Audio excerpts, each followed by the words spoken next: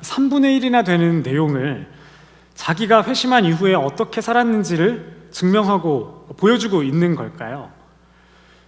이 바울이 자신의 여정을 설명할 때는 분명한 목적이 있었는데, 자신이 참 사도라는 그 자신의 사도직을 변호하기 위함이었고, 그것의 이유까지는 자신이 전한 복음이 진짜 복음이라는 사실을 변호하기 위함이었습니다. 자신이 회심한 이후에 어떻게 살아갔는지를 저 사람들에게도, 이 갈라디아 교인들에게 분명하게 증거하고 보여준다면 저 사람들도 자기가 참된 사도라는 사실을 부인하지 않을 거라고 생각했기 때문입니다. 왜냐하면 자기가 생각하기에 자신의 삶의 여정들이 너무나도 확실하게 이거는 사람에게 배운 게 아니라 그리스도를 통해서 복음을 직접 받았다고 부인할 수 없는 그런 일정들을 살아왔기 때문이겠죠. 네, 갈라디아 교회에 갈라디아 지방입니다. 그런 지방의 여러 교회들에 바울이 복음을 전한 이후에 거짓 교사들은 그것을 공격했습니다. 바울은 예수님과 함께 보낸 적이 없는 가짜 사도다. 다른 사람들은 다 예수님과 공생애를 함께 했지 않느냐. 바울은 사도라고 자기만 말한다. 그리고 다른 사람들은 아무도 아직 이 할례를 받지 않아도 된다고 말하고 있지 않는데 바울만이 유독 좀 특별한 복음을 전하고 있는 것 같다 라고 말하면서 바울의 복음은 변질된 복음, 반쪽짜리 복음이다 라고 하는 겁니다. 오늘 읽은 2장 1절부터 10절까지의 본문은 자신의 여정 중에 가장 마지막이자 결정판입니다. 그런 거짓 교사들의 헛된 모함을 깨뜨려버릴 수 있는 결정판이에요. 특별히 그럴 수 있었던 이유는 오늘 본문의 배경이 예루살렘이기 때문입니다. 이 예루살렘에서 있었던 일들을 통해서 진리의 복음이 어떻게 사람에게 자유를 주는지, 그리고 또 진리의 복음 안에서는 어떻게 함께 복음을 받은 사람들이 연합할 수 있게 되는지, 오늘은 이 크게 두 가지의 내용을 살펴보고자 합니다. 첫 번째로 1절에서 6절까지의 내용입니다. 바울은 예수 그리스도의 복음의 진리는 참된 자유를 주는 자유의 복음이다 라는 것을 오늘 본문의 여정을 통해서, 그리고 그 안에 있었던 사건을 통해서 우리에게 이야기하고 있습니다. 바울은 이전까지 어떤 사람이었습니까? 갈라디아서 1장 14절에 그 말씀을 우리는 볼 수 있습니다. 제가 읽겠습니다. 나는 내 동족 가운데 나와 나이가 같은 또래 많은 사람들보다 유대교를 믿는 데 앞장섰으며 내 조상들의 전통에 대해서도 매우 열성적이었습니다. 회심하기 이전의 바울의 모습을 스스로 돌아보는 모습입니다.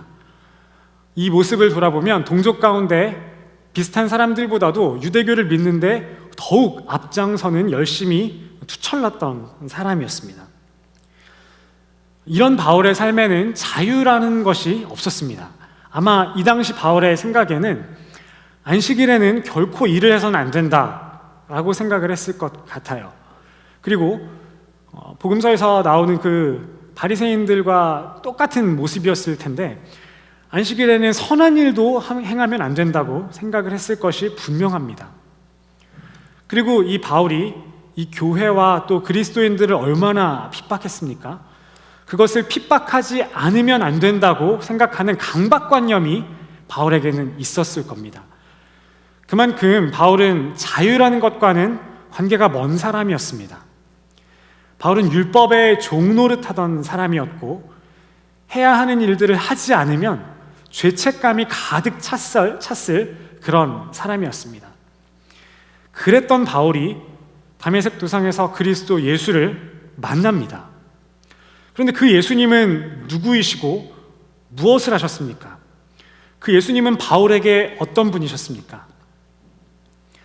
바울은 자신이 율법을 다 지켜서, 하나도 빠짐없이 지켜서 하나님이 보시기에 구원받을 만한 의를 가지고자 했던 그런 사람이었는데, 예수님께서는 그런 바울의 방법으로는 구원을 얻을 수 없다는 것을 아셨기 때문에 그 바울의 죄를 다 짊어지시고 또 그뿐만 아니라 바울이 직접 순종했어야 할 그 모든 율법의 요구까지 예수님께서 다 순종하셔서 온전한 의를 이루신 이후에 바울에게 선물로 전해주신, 바울에게 그리스도로 옷 입혀주신 그런 그리스도를 만난 겁니다.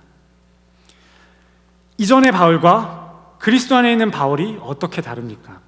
이전의 바울은 자유와는 상당히 거리가 있는 율법의 종노릇하던 사람이었습니다. 그런데 그리스도의 종이 된 바울은 어떻습니까? 율법을 하나라도 빠짐없이 지키지 않으면 죄책감에 시달리는 모습에서 해방되었습니다. 왜요? 예수 그리스도께서 그걸 아시고 바울 대신에 다 순종해 주셨기 때문입니다. 바울은 이 놀라운 자유를 맛본 이후에 회심한 지 14년 혹은 17년이 되었을 이때인데, 그때 이 자유를 이방인들에게 그대로 선물해주고 싶었어요. 그런데 오늘 본문에 보면 그 이방인들이 누릴 수 있는 그 자유, 율법을 벗어난 그 자유를 공격하고 다시 마치 이전의 바울의 모습처럼 율법 아래로 종속시키려는 한 무리의 공격을 마주하게 됩니다. 1절부터 한번 차근차근 그 장면을 보겠습니다. 2장 1절입니다. 그 후 14년이 지나서 나는 바나바와 함께 디도를 데리고 다시 예루살렘으로 올라갔습니다. 여러분, 예루살렘이 어떤 곳입니까? 예루살렘은 예수님께서 십자가에 못 박히신 곳입니다. 그리고 예수님께서 제자들에게 부활하시고 나서 승천하시기 직전에 말씀하셨어요. 너희가 이곳에 머물러서 성령을 기다려라. 그래서 베드로를 비롯한 120문도들이 오순절 마가의 다락방에서 성령을 받았습니다. 그곳이 예루살렘이에요. 성령을 받은 베드로가 선포를 합니다. 복음을 전하는데 3,000명이 회심하고 5,000명이 회심을 했어요. 그래서 그곳에 무엇이 세워졌습니까? 초대 교회가 세워진 곳입니다. 그 말은 초대 교회의 모태가 되는 예루살렘 교회가 어디 있다는 거예요? 당연히 예루살렘 교회니까 예루살렘에 있겠죠. 예루살렘 교회가 있는 곳인데, 예루살렘 교회 안에는 그 당시 이 새롭게 태동된 기독교의 리더들, 베드로와 야고보 이런 사람들이 다 머물러 있었습니다. 다른 말로는 예루살렘에는 최고의 기독교의 지도자들이 있었다라는 겁니다. 또 그곳에는 어떤 사람들이 있었습니까? 유대인이었다가 성령을 받은 사람들이 있었습니다. 최초의 그 예루살렘에는 아직 이방인들이 많지 않았던 것 같아요. 주를 이루고 있던 사람들은 유대인 그리스도인이었습니다. 유대교 사람이 아니라 유대인, 주이시 그리스도인이 있었다는 말입니다. 그 사람들이 대부분을 이루고 있던 복음의 이 기독교, 최초의 기독교의 이 심장부가 예루살렘이었다라는 겁니다. 그런데 바울이 거기로 이제 직접 갑니다. 이제 단판을 지으러 가는 거예요. 그런데 누구를 데리고 갑니까? 1절에 나오죠. 누구예요? 2명이 동행합니다. 한 사람은 바나바이고 한 사람은 디도입니다. 우리 3절에 보니까 디도에 대한 설명이 나와요. 3절입니다. 나와 함께 있는 디도는 그리스 사람이었다라고 합니다. 바나바는 유대인이었고, 그래서 바나바는 바울과 함께 전도여행을 떠나다녔던 리더였습니다. 그리고 또 한 사람은 디도입니다. 이 두 사람은 바울이 아마 의도적으로 데리고 갔던 것 같아요. 각 사람은 각 무리들의 대표격입니다. 이 바나바라는 사람은 어떤 사람이냐면 유대인인데 회심한 그리스도인의 대표입니다. 한편으로는 디도는 어떤 사람입니까? 디도는 이방인인데 회심한 그리스도인의 대표예요. 한 사람은 유대인, 한 사람은 이방인의 대표입니다. 그런데 두 사람의 차이가 또 있어요. 바나바는 유대인이니까 태어난 지 8일 만에 당연히 율법의 관습에 따라서 할례를 받았을 겁니다. 그런데 디도는 어떨까요? 디도는 이방인이니까 아직 할례를 받지 않았을 거예요. 그런데 어떻습니까? 할례를 받지 않았음에도 불구하고 바울이 복음을 전했을 때 디도는 복음을 받아들였고 회심했고, 디도에게는 분명히 성령의 열매가 잘 맺혀서 바울이 보기에 이 디도라는 사람은 누가 보아도 그리스도인임에 분명한 의심할 여지가 없는 사람이었을 것이 확실합니다. 바울은 이 두 사람을 동시에 데려갑니다. 당연히 이 두 사람은 바울을 인정했었던 바울과 한패였던 사람일 겁니다. 왜 그랬을까요? 바나바를 동행한 것은 어쩌면 당연하다고 할 수 있어요. 바울이 전한 복음을 유대인이 받아들인 사람이니까 당연합니다. 그런데 디도는 의도적으로 데리고 간 것 같습니다. 오늘 우리가 읽은 본문을 보면 굉장히 계속해서 반복되는 단어가 있는데 할례입니다. 심지어 7절부터 이어지는 내용을 보면 바울은 유대인을 부를 때 그냥 유대인이라고 부르지 않고 할례 받은 사람들이라고 부릅니다. 그리고 이방인들을 부를 때는 뭐라고 부르냐면 할례 받지 않은 사람들이라고 불러요. 개역 개정 버전에서는 할례자, 무할례자라고 비교를 하고 있습니다. 그만큼 할례라는 것이 각 무리들을 대표하는 중요한 정체성에 구분되는 지표가 되었기 때문입니다. 그런데 바울은 의도적으로 이 할례 받지 않은 디도를 데려가서 할례의 문제를 3절부터 6절까지 그냥 전면에 대두시킵니다. 왜 그랬을까요? 바울은 이 할례라는 문제, 이방인들에게 대한 할례라는 문제를 숨기고 싶지 않았던 것 같습니다. 이제는 이것을 유대인들 사이에 유대인들이 모여있는 예루살렘 심장부 그 한복판으로 들어가서 이것을 이제는 공론화시켜야 할 필요성을 느꼈던 것 같아요. 여러분이 만약 이방인들을 목회하는 담임 목사라면 그런 생각이 들지 않으시겠습니까?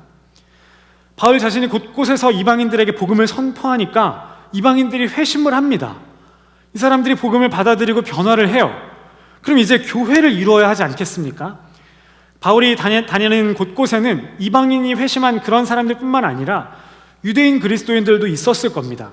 그럼 이제 이 유대인 그리스도인들과 이방인 그리스도인이 하나를 이루어야 하는데 유대인들이 이 이방인들을 아직도 색안경을 끼고 바라보는 거예요. 저 사람들은 아직 아니야. 저 사람들도 할례를 받아야 돼. 이런 생각을 아직까지 갖고 있는 것을 보니까 바울이 생각하기에 온전한 교회의 하나됨이 이루어지지가 않는 거죠. 그러면 어디로 가야겠습니까?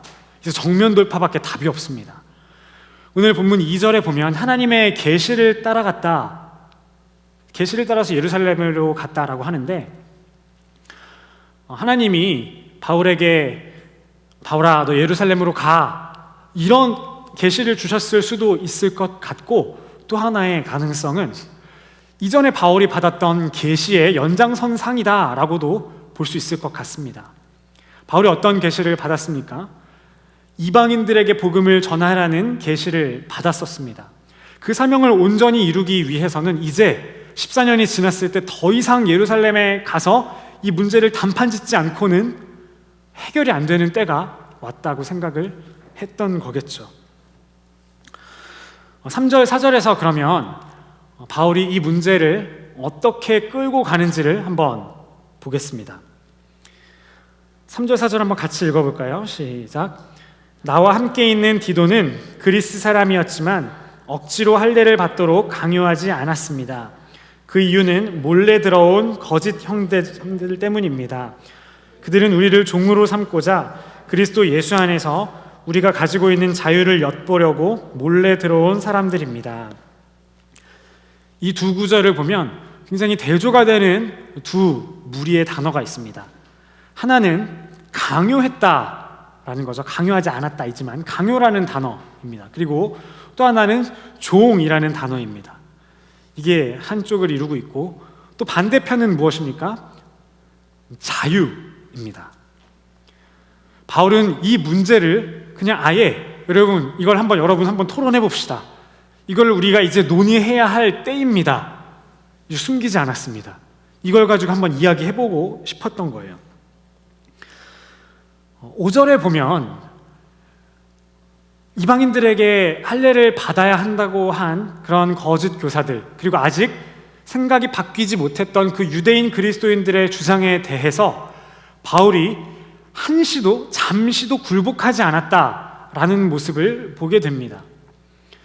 여러분, 바울이 왜 이렇게까지 강력하게 자신의 주장을 굽히지 않고 고수했을까요?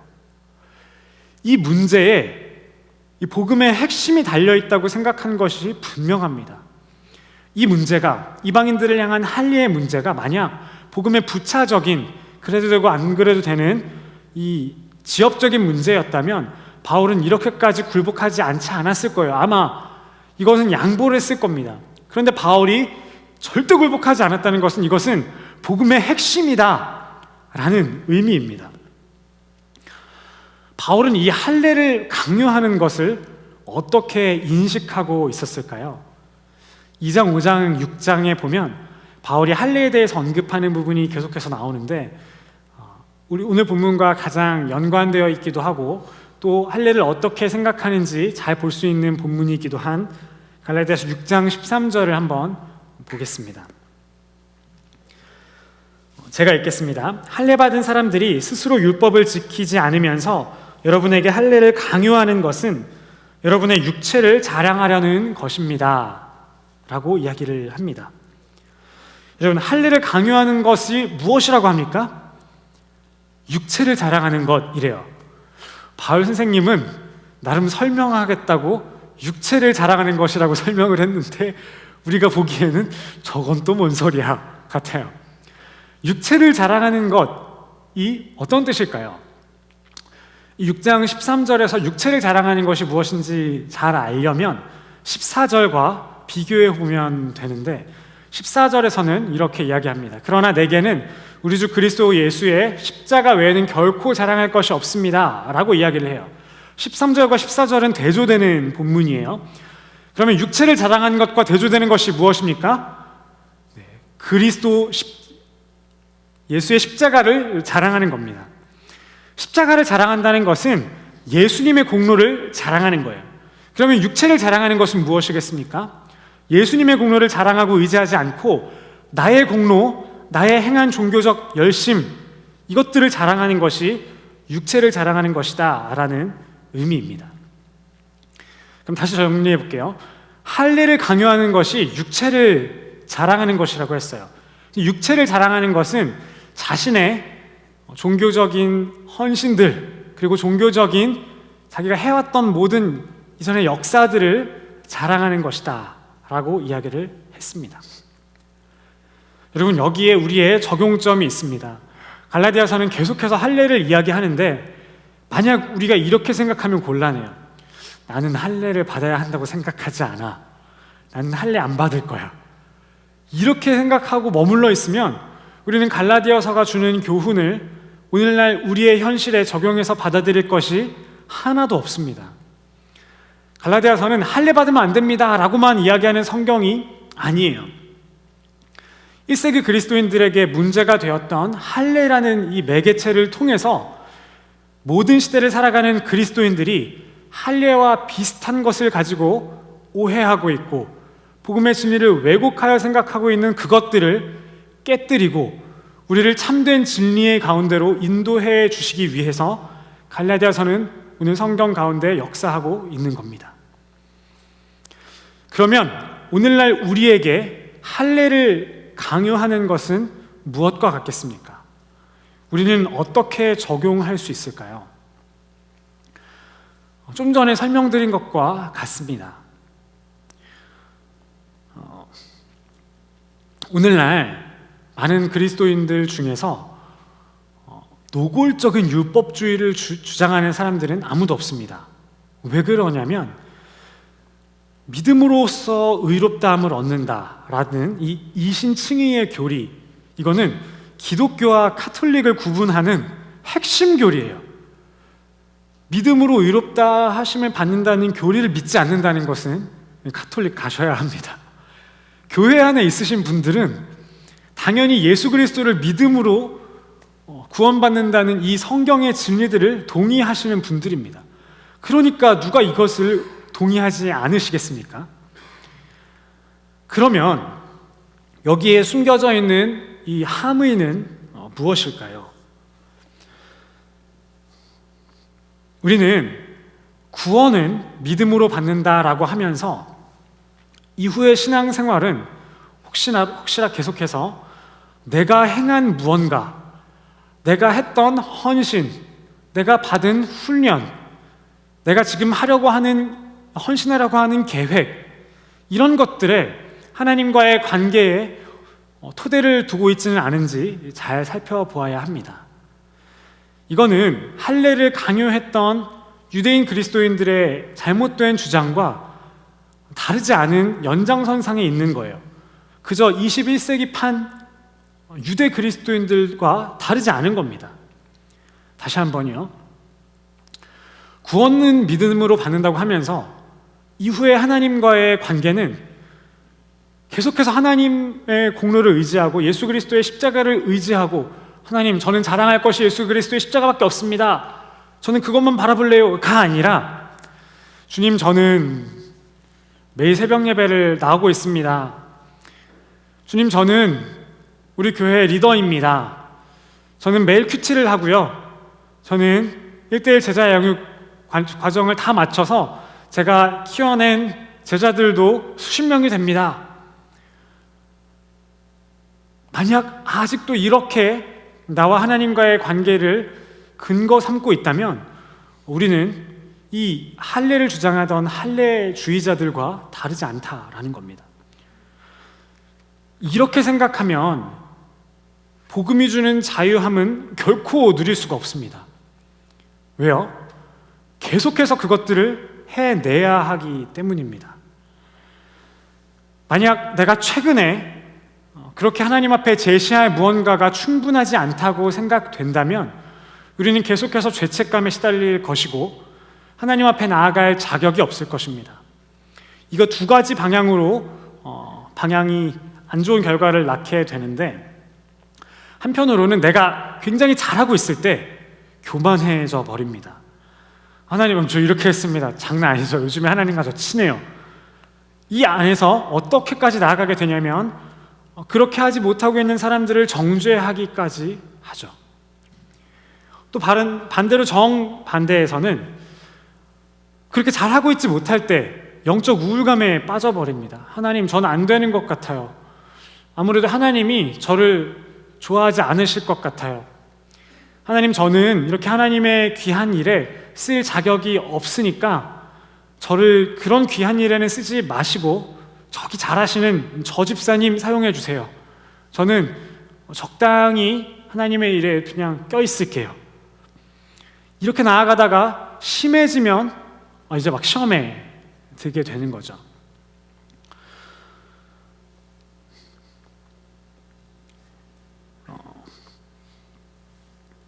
바울은 갈라디아서 5장 3절에서 이렇게 이야기합니다. 내가 할례를 받는 모든 사람에게 다시 증거합니다. 그런 사람들은 율법 전체를 행해야 할 의무가 있습니다. 여러분, 여기에서 또 눈에 들어오는 단어가 하나 있어요. 자유와 반대되는 단어인데, 할례를 받는 모든 사람은 무엇 아래 있다고 합니까? 의무 아래 있다라고 합니다. 그렇게 해서 하나님 앞에 의롭다는 여김을 받으려는 생각으로 하나님이 간주하시기 때문입니다. 그런 사람들은 잘한 것 하나만 봐주시는 것이 아니라 못한 것까지 전체적으로 봐주시기 때문에 구원받을 가능성이 완전히 없어집니다. 그렇다면 우리는 여기에서 복음이 어떻게 자유를 주는지, 그리고 무슨 자유를 주는지를 좀 생각해 보면 좋겠습니다. 2장 4절에서 이야기했습니다. 그들은 우리를 종으로 삼고자 그리스도 예수 안에서 우리가 가지고 있는 자유를 엿보려고 몰래 들어온 사람들입니다 라고 하는데, 이 안에 좀 바울이 가볍게 말한 단어 안에 지금 자유가 어디 있는지가 잘 담겨 있습니다. 자유가 어디 있다라고 합니까? 그리스도 예수 안에 자유가 있다라고 합니다. 그리스도 예수 안에 어떻게 자유가 있을까요? 갈라디아서 5장 1절을 봅시다. 그리스도께서 우리를 해방시켜 주신 것은 자유를 누리게 하기 위함입니다. 그러므로 굳건히 서서 다시는 종의 멍에를 매지 마십시오 라고 합니다. 그리스도께서 십자가에 못 박혀 죽으신 것은 우리에게 자유를 주시기 위함이래요. 여러분, 자유를 누리고 계십니까? 그 자유는 복음의 핵심입니다. 갈라디아서 5장 1절을 보니까 그리스도께서 우리에게 주고자 하신 그 선물은 바로 자유래요. 만약 우리 가운데 이 자유감을 누리지 못하고 신앙생활을 하는 것, 예배 참여하는 것, 성경 읽는 것, 이런 것들이 자유가 아니라 의무 가운데 하고 있는 분들이 계시다면 다시 한번 생각해 보셔야 돼요. 이 복음을 진짜 복음이 내 삶을 꿰뚫었는가, 이거를 이 말씀을 통해서 다시 한번 살펴보시면 좋겠습니다.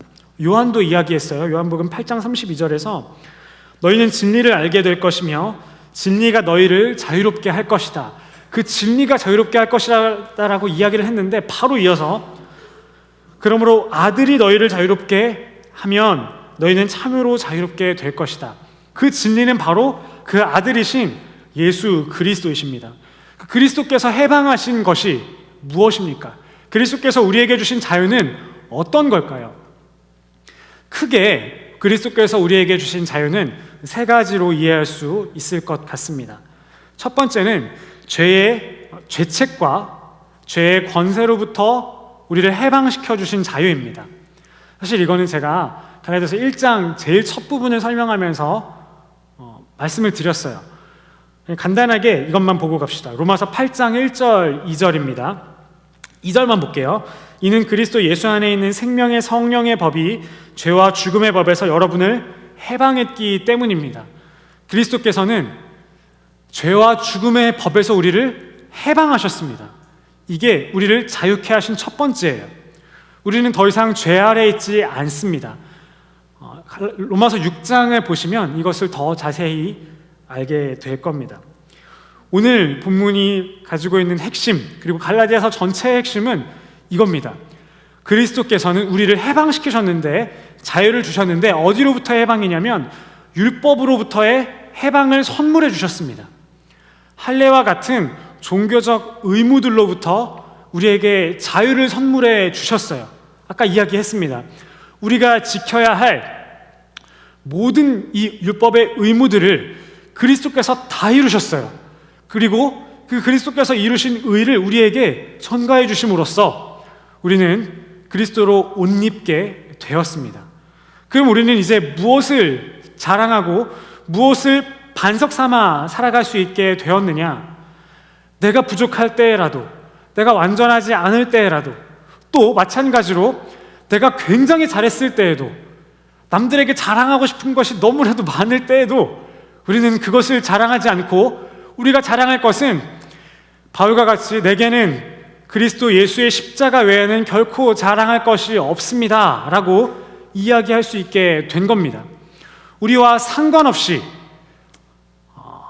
우리는 자유함을 누리게 된 거죠. 로마서 4장에 보면 일한 것이 없는 자들이 자기가 행한 것과, 이건 본문에 없습니다. 자기가 행한 것과 상관없이, 행위와 상관없이 의롭다함을 얻게 되었다라고 해요. 저는 신대원을 들어가려고 처음에 이 구절을 보는데 한 대 맞은 것 같았어요. 내가 이게 뭐지? 너무 그 본문에서 주는 자유함이 갑자기 이렇게 느껴져서, 와, 정말 자유롭구나, 이게 복음이구나 라는 것이 새삼스럽게 느껴졌습니다.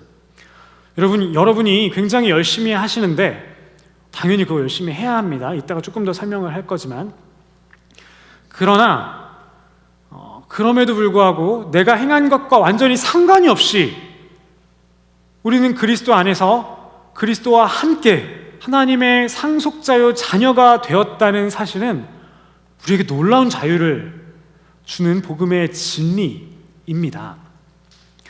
이것을 분명히 마음에 새기시고 믿으시고 괜찮다고 여기시기를 바랍니다.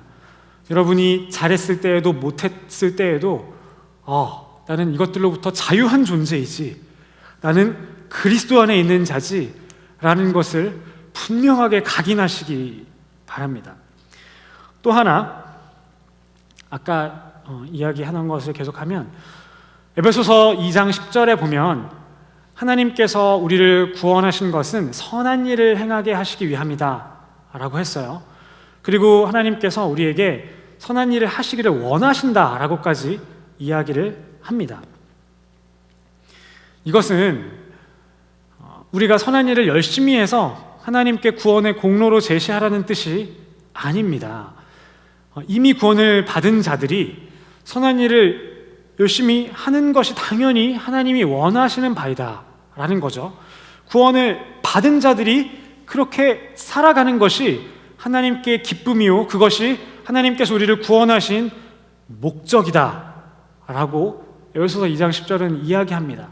그러니 우리는 하나님께 열심히 할 때, 막 새벽 예배 나오고 말씀 보고 할 때 의무감으로 하는 게 아니라 하나님께서 나를 구원해 주셨는데 그 하나님 더 알고 싶고 그 하나님이 합하시는 대로, 마음에 원하시는 대로 살고 싶고 하니까 조금이나마 성경 공부를 하려고 하고 예배도 빠지지 않으려고 하고 하나님이 원하시는 모습으로 나를 드리려고 하는 거죠. 이게 자유함 가운데 순종하는 것입니다. 바울을 대적하던 사람들은 바울의 복음에 대해서 이렇게 왜곡시켜서 이야기했습니다. 바울은 율법을 지키지 않아도 된다고 이야기한다. 이게 말이 되냐? 율법을 당연히 지켜야 되지 않겠냐? 율법은 하나님이 원하시는 바를 가리키고 있는 좋은 책이 아니냐? 바울대로 하다가는 율법 하나도 안 지키고 망할 거다 라고 하지만 바울은 그것이 아니라 그리스도 예수의 은혜를 강조한 거예요. 그것만 자랑하십시오 라고 하니까 그것을 강조하고 그것을 잘 믿으면 어떻게 됩니까? 그걸 잘 믿은 사람들은 이거 뭐야, 내가 다 했어야 할 것 예수님이 다 해주셨네. 너무 감사한 거죠. 그래서 자원함으로 막 순종하고 싶어하는 욕구가 막 솟구치는 겁니다. 남들이 인정해주지 않아도 돼요. 그래서 세 번째가 그겁니다. 그리스도 예수께서 우리를 해방시켜 주신 것은 사람들의 시선과 평가 그리고 자기 스스로의 욕구로부터 해방시켜 주신 것입니다. 이것이 복음의 진리가 주는 자유함이에요. 갈라디아서 2장 6절을 보겠습니다. 그 유명하다는 사람들 가운데 어느 누구도 그러한 사람들이 누구든 간에 내게는 상관이 없습니다. 하나님은 사람을 외모로 취하지 않으십니다. 그 유명하다는 사람들은 내게 아무도 보태준 것이 없습니다 라고 이야기를 합니다. 여러분, 만약 오늘날 세상 살아가는 사람들이라면 이런 말을 할까요? 절대 안 할걸요. 그 당시 최고의 교회 지도자들이에요. 그 사람들과 만났어요. 그 사실 자체도 막 자랑하고 싶을 겁니다. 그런데 바울은 정반대의 주장을 합니다. 그 사람들은 나에게 아무것도 보태준 것이 없습니다. 나는 그 사람들한테 배운 게 아니에요. 제가 만약 이 세계에서 제일 권위 있는 신학자에게 1대1로 지도를 받았다면 저 그거 제 이력서 한쪽에 쓸 것 같아요. 근데 이 사람은, 바울은 그거 아무것도 배우지 않았다는 것을 오히려 막 더 강조합니다. 자기는 이 사람들한테 배운 게 아니라 그리스도 예수께 계시를 받았다는 것을 강조하기 위함이에요. 바울은 사람들에게 종이 되지 않았습니다. 사람들의 평가 그리고 자신의 이력 이런 것들로부터 자유함을 얻은 사람입니다.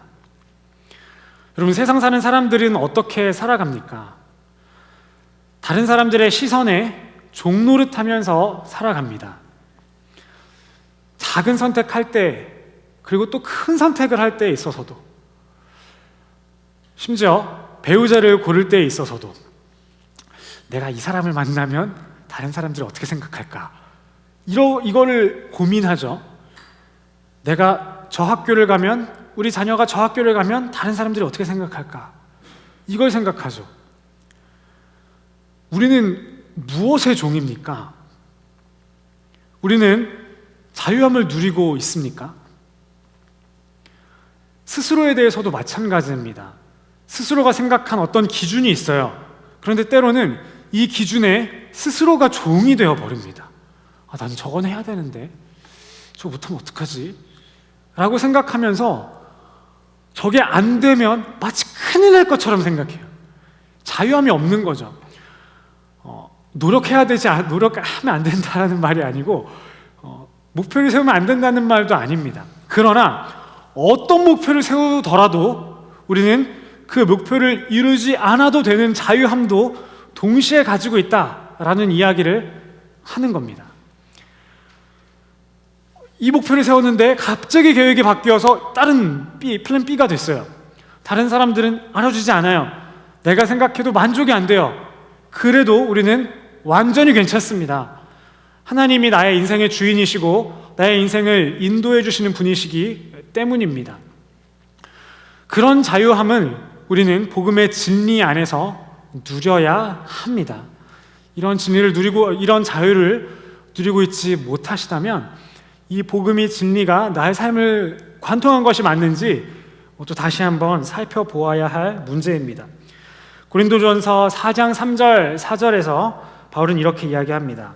내가 여러분에게 판단을 받든지 사람의 법정에서 판단을 받든지 그것은 내게 아주 작은 일입니다. 사실 나도 나 자신을 판단하지 않습니다. 나를 판단하시는 분은 주십니다. 바울은 다른 사람들의 시선으로부터 자유했고 자기 자신의 시선으로부터도 자유했습니다. 오직 하나님 앞에 선 존재로 서 있었어요. 바울은 깨달은 겁니다.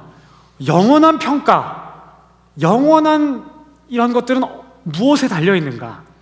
저 사람이 나를 이렇게 생각한다고 해도 여러분 사실은 그렇지 않습니까? 저 사람이 나를 생각한 그 생각은 아마 저 사람 다음 밥 먹고 나면 잊어버릴 거예요. 나에 대해서 관심이 그렇게 많지 않습니다. 내가 내렸던 그 선택, 내가 하는 후회, 내가 이루지 못한 업적들 조금만 지나면 그냥 내가 됩니다. 너무나도 불편하고 너무나도 막 이루지 못해서 안달이 날 수 있지만 아무것도 아니에요. 그건 잠깐입니다. 아무리 길게 봐도 우리의 인생 몇십 년이에요. 그런데 더 중요한 것은 하나님 앞에서 어떻게 판단받는가입니다. 그런데 그 하나님은 우리의 마음의 중심을 보시고 또 그 하나님은 우리가 어떤 업적을 이루었는지 별로 중요하게 보시는 분이 아니에요. 그렇기 때문에 우리는 자유할 수 있는 겁니다. 그리고 모든 책임은 하나님이 우리의 목자이시기 때문에 하나님이 다 지십니다. 그 안에서 우리는 자유함을 누릴 수 있죠. 우리에게 중요한 것은 주의 임재 안에 있는가, 내가 주의 길을 잘 따라가고 있는가. 만약 그렇다면 내 영은 자유해, 이렇게 고백할 수 있게 되는 겁니다. 그렇다면 왜 굳이 여기서 다만 유력하다는 사람들을 이렇게 바울이 만나자고 했을까요? 이것은 그 사람들을 만난 것을 내 이력 삼기 위함이 아닌 것이 드러나지 않았습니까? 이거는 이방인들을 위함이고 또 교회가 온전해지기를 위함입니다. 자기를 위해서가 아니라 더 온전한 교회를 이루기 위한 자신의 사명이라고 생각했기 때문에 바울이 아마 그런 꼭 필요했던 절차를 밟기 위해서 예루살렘에 갔던 것이고 이 기둥 같은 사도들을 만났던 것 같아요. 그렇기 때문에 여러분, 우리는 이 복음이 주는 진리를 잘 누려야겠습니다.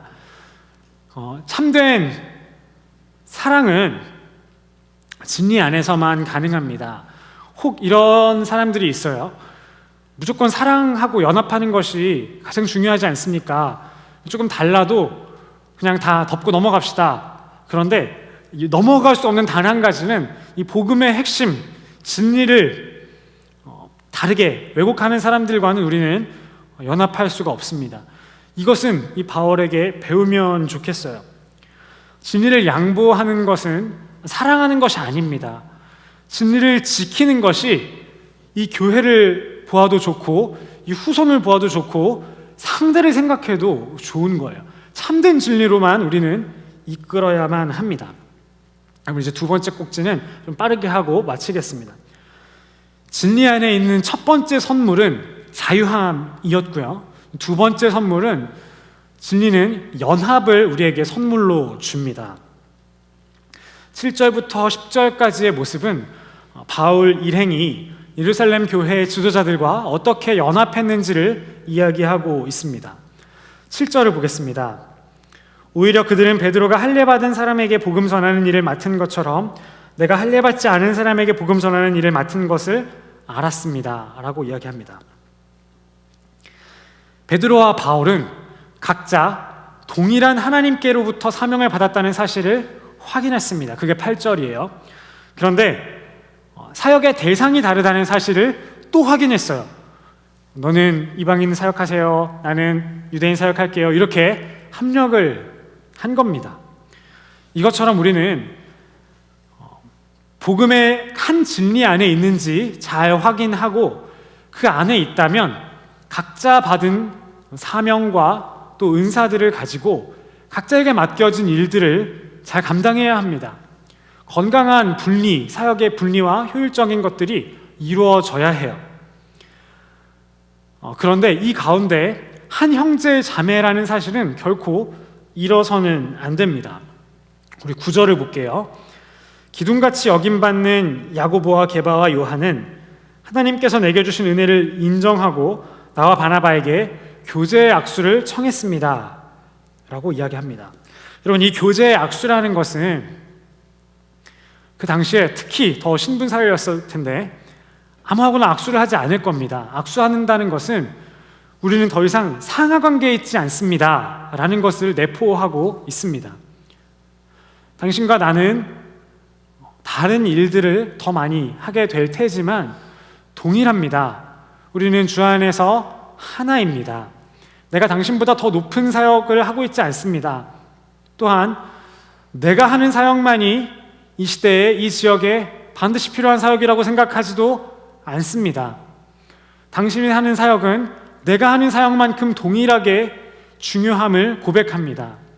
또한 나 혼자서는 내가 하는 사역만으로는 이 시대에 맡겨진 사명 그리고 우리 지역에 맡겨진 사명을 감당하기에는 부족합니다. 나에게는 당신이 필요합니다. 이 사역을 당신이 감당해 주세요 라는 것까지도 내포하고 있는 교제의 악수였습니다. 우리는 복음의 진리 안에서 연합한 다음에 이 마음을 항상 가져야 합니다. 진리 안에 선 사람일수록 가장 위험한 것이 있다면 나만 옳다고 생각하는 교만입니다. 내 사역만이 중요한 것이 아닙니다. 하나님은 각 사람에게 다른 은사를 주셨습니다. 왜 그럴까요? 이 사역도 필요하고 저 사역도 필요하기 때문입니다. 어떤 사람들은 이런 사람들을 잘 돌보고 다른 사람들은 저런 사람들도 잘 돌봅니다. 각자의 특징이 다르고 은사가 달라요. 모두가 다 필요한 거죠. 제가 미국에 오기 직전에 한 목회자 모임에 속해 있었는데요. 박순용 목사님이라고 한국에서 책도 여러 권 쓰시고 후배 목회자들에게 참 존경을 받는 그런 건강한 목사님이셨어요. 그 목사님이 인도해 주시고 또 그 교회가 후원해 주셔서 참된 교회를 같이 추구합시다. 그리고 같이 배워갑시다. 같이 고민합시다. 같이 공부합시다. 이런 모임이었습니다. 그런데 하루는 그 인도하시는 박순영 목사님께서 이런 자신의 이야기를 나누어 주셨습니다. 에베소서 4장 15절 말씀이었어요. 사랑 가운데 진리를 말하며 범사의 머리 되시는 그리스도에게까지 자라나야 합니다. 바로 첫 번째 내용입니다. 사랑 가운데 진리를 말하십시오 라는 내용이에요. 그분은 청교도 사역을 전공하셨습니다. 그리고 청교도가 무엇을 추구했는지 그 16세기, 17세기의 여러 이 기독교 유산들을 잘 한국교회에 소개해 주셨고 교회에서 이루고자 하시는 분이셨어요. 근데 이렇게 바른 것, 옳은 것을 추구하다 보니까 목사님에게 부족한 것이 사랑 가운데 행하는 것이 부족했다라고 이야기를 해주신 겁니다. 성도들이 3번, 30년 동안 3번 1대1로 찾아오셔서 솔직하게 이야기를 하셨대요.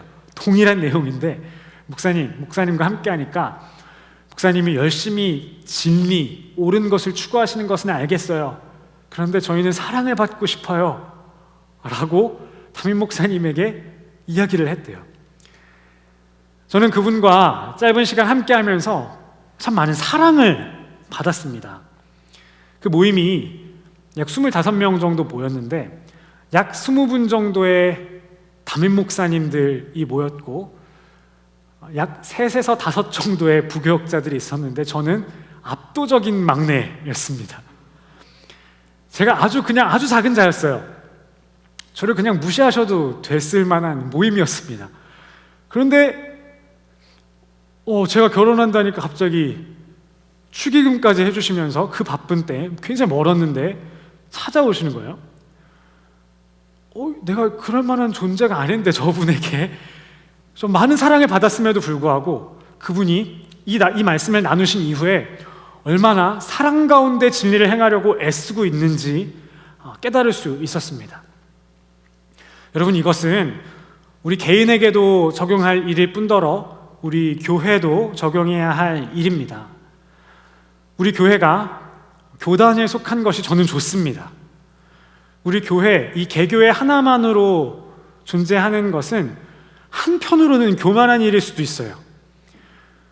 우리 담임 목사님과 운영위원들이 내리는 이 모든 결정들, 전 당연히 그분들 신뢰하지만 때로는 다른 목사님들과 이런 노회, 교단의 지도가 필요한 일들이 생길 수도 있을 거라고 생각합니다. 우리는 겸손해야 합니다. 그리고 우리가 또 다른 교회와 또 노회를 돕고 섬기는 것이 마땅합니다.